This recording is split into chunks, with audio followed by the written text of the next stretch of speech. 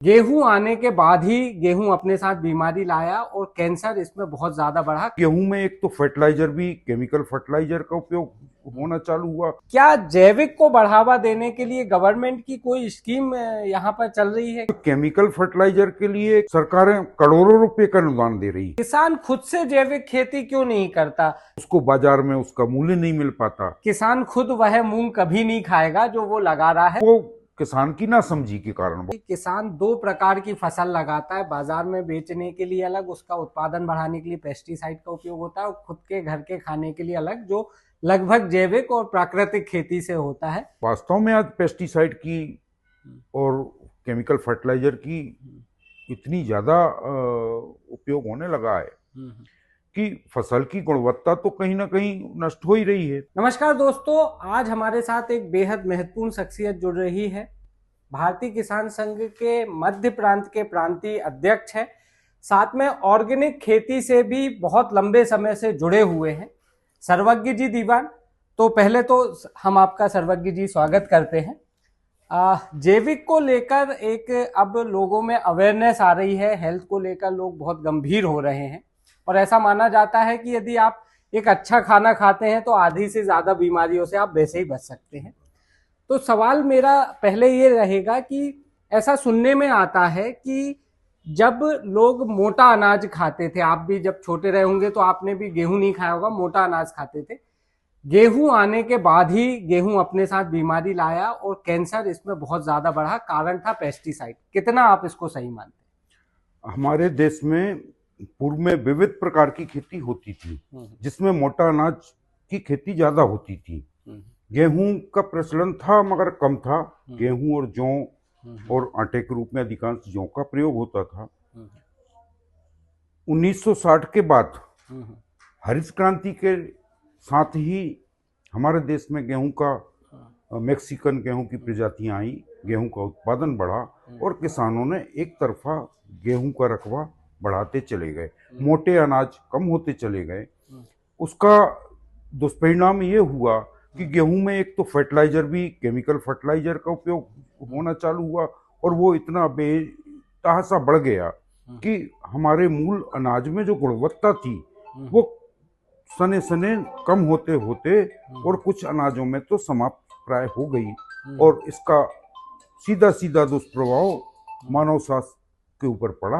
सरकार भी अब ये मानती है कि पेस्टिसाइड का बहुत उपयोग हो रहा है, इससे मिट्टी की गुणवत्ता भी प्रभावित हो रही है। क्या जैविक को बढ़ावा देने के लिए गवर्नमेंट की कोई स्कीम यहाँ पर चल रही है? सरकारें अगर चाह ले तो रासायनिक कृषि, पेस्टिसाइड और फर्टिलाइजर ये एकदम से नहीं मगर धीरे धीरे कम किया जा सकता है। इसको सरकार अगर धरातल पर योजनाएं लाएं, जैसे कि आज केमिकल फर्टिलाइजर के लिए, केमिकल पेस्टिसाइड के लिए सरकारें करोड़ों रुपए का अनुदान दे रही, कंपनियों को दे रही।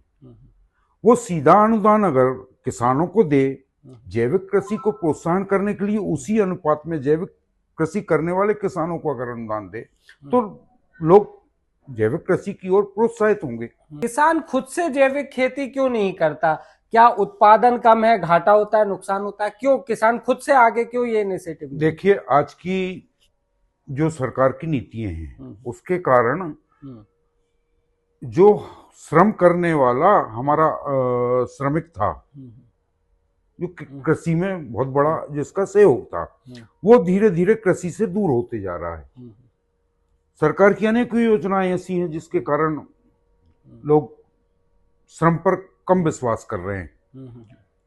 तो उसके दूर होने के कारण और जैविक कृषि में भी लागत बढ़ने के कारण और श्रम ज्यादा होने के कारण किसान सीधा सीधा उससे जुड़ नहीं पा रहा। उसको अगर जैविक कृषि करता भी है तो उत्पादन कहीं ना कहीं थोड़ा कम भी होता है, फिर उसको बाजार में उसका मूल्य नहीं मिल पाता। इस कारण किसान एकदम जैविक कृषि की ओर आकर्षित नहीं हो पा रहा। अभी हम बड़े शहरों में देखें तो थोड़ा लोग अवेयर हो रहे हैं, इसे लेके शॉप्स भी सब खुल रही हैं, डिमांड भी लगातार बढ़ रही। स्थिति लोग ये है कि लोग इसको दुगने दामों पर भी खरीदने को तैयार है।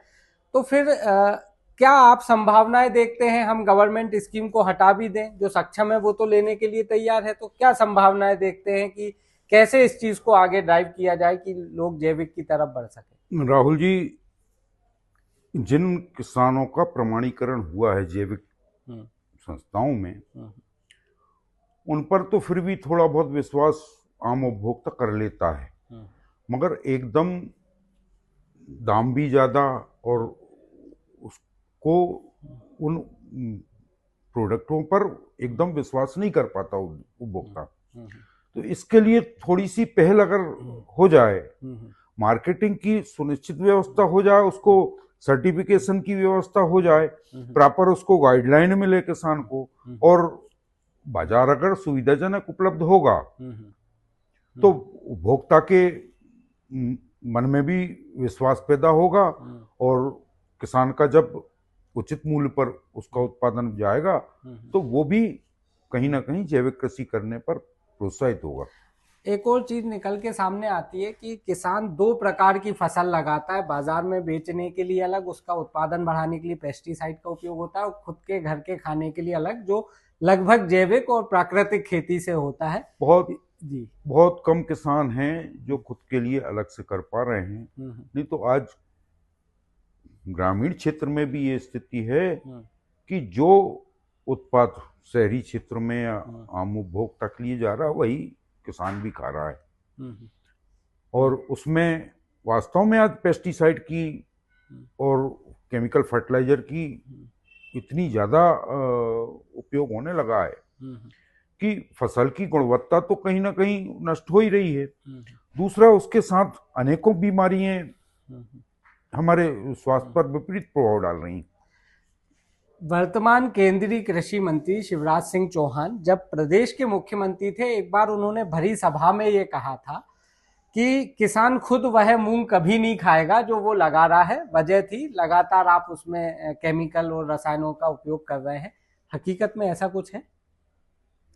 कुछ मध्य प्रदेश के कुछ क्षेत्रों में वास्तव में यही स्थिति है, पेस्टिसाइड का इतना अधिक उपयोग, और वो किसान की ना समझी के कारण बहुत सी चीजें तो कोई बताने वाला नहीं, कोई देखने वाला नहीं। बाजू के किसान ने अगर किसी दवा का उपयोग किया तो वो अन्य किसान भी उसको देखकर वही दवा उपयोग करने लगते हैं।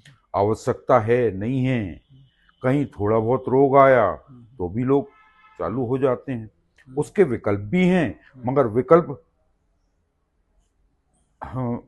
का प्रचार प्रसार नहीं होता, ये भी एक बहुत बड़ा कारण है। तो है ये स्थिति तो है, कई प्रदेश के कई जगह पर ये स्थिति बन रही है। कैसे इन सब से बचा जाए? इस सब से बचने के लिए तो एकमात्र जैविक कृषि है। गो आधारित कृषि करेंगे हम, थोड़े थोड़े रकबे में चालू करें। कोई आवश्यक नहीं है कि एक किसान पर 10 एकड़ भूमि है तो वो 10 एकड़ में पूरे में ही चालू कर दे। प्रयोग के तौर पर 1 एकड़ 2 एकड़ से चालू कर सकता है।